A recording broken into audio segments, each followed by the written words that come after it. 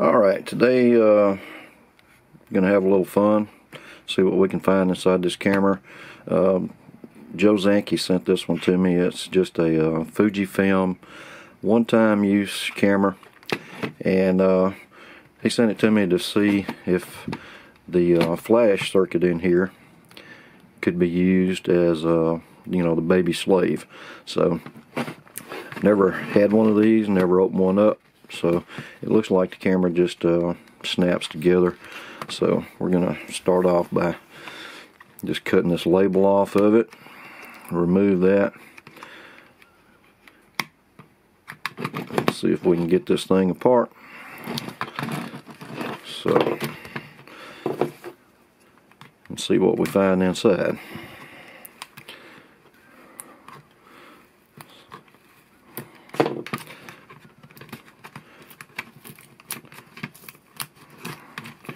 See if we can get all this peeled off.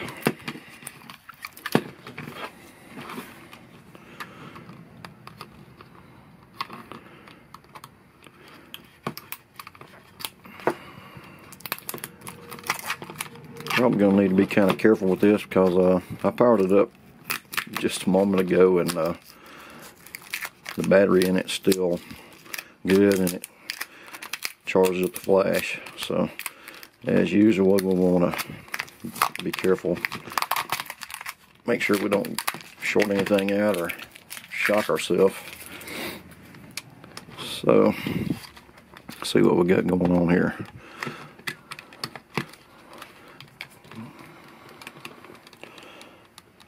Really not sure.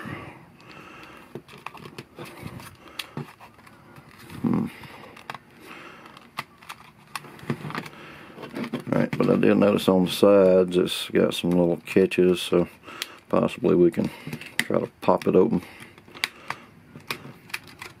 all the way around. Like it's got little catches that hold it all together.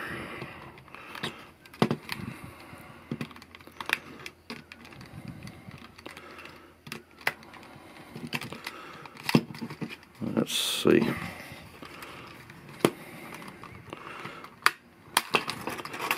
Alright, so I've gained access to the inside here.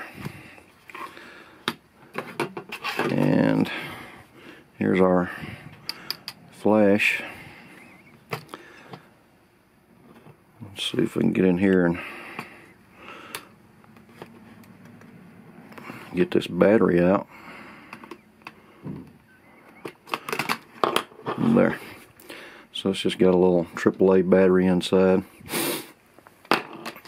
and it looks like our flash capacitor contacts are right up here to the left side of the strobe tube.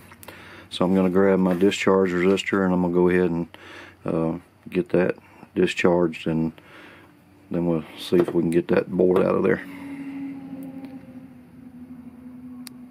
Alright, so now that I've discharged the flash capacitor up here, and I've checked to make sure that the voltage is drained off on it, looks like there's really just one clip that holds this board in. It's right here in the center. So if you kind of gently pry up on the bottom of the board, push that latch over a little bit, it'll get it to come loose, and then you can lift that whole little circuit board out of there. So this is our flash circuit, and I'm going to have to check things out, but of course our battery contacts are here, and then this would be our contacts for our trigger. So I'm going to have to figure out what is positive and negative on the trigger circuit here, and see how I'm going to add wires for battery power and trigger wires. So once I do that, I'll come back to you. Alright, so I think I've got this little board figured out, and what we're going to need to do is you can clip off these battery contacts if you want to, just to get those out of the way. But right here on this side, solder a wire on for your battery negative, and then right up here solder on a wire for your battery positive. Okay, and then this little thing here, we're going to need to remove that, and I think it will just come off of the board. But right behind it, if I can get in close enough, you see two, let me fold that back, two little solder strips right here. Just bridge across those with a little wire or just solder across them, and that will connect your power once you have power applied to your battery leads.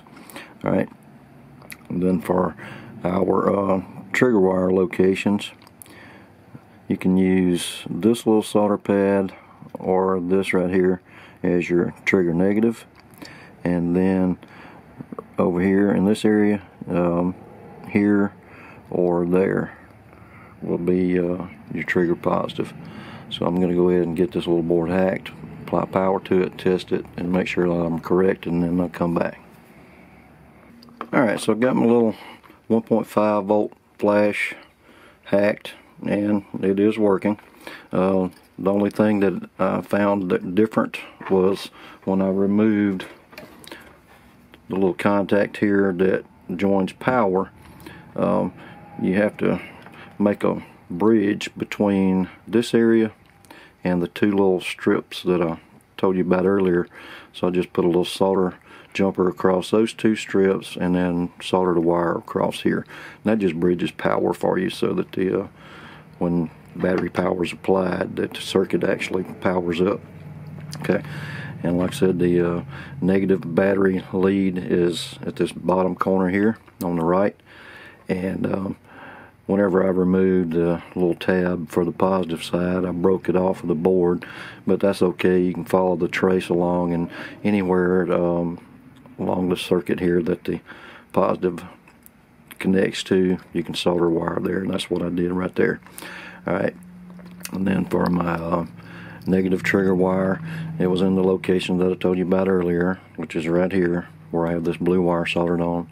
And then for a positive trigger, it was right over here where I showed you earlier, and it all works. So I'm gonna go ahead and test this for you. I'm just gonna tape the board down in place so it doesn't shift around while I'm doing the test. Just tape it in place, and I've got my trigger wires connected, and I'll install a single AA battery. Now the board is powering up. Take my trigger wires and touch those together, and we get the flash to fire. Okay.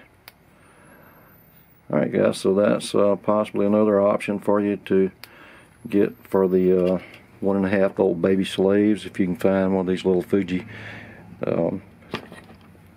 single-use cameras.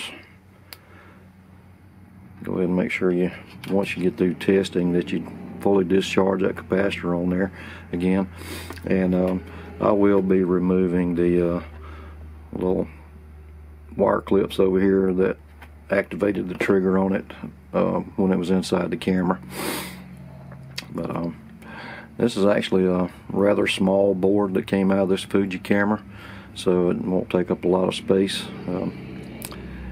And I'll be looking into possibly getting a hold of some more of these disposable cameras, different brands possibly, and seeing how the flash circuits in those are. Alright guys, so thanks for watching.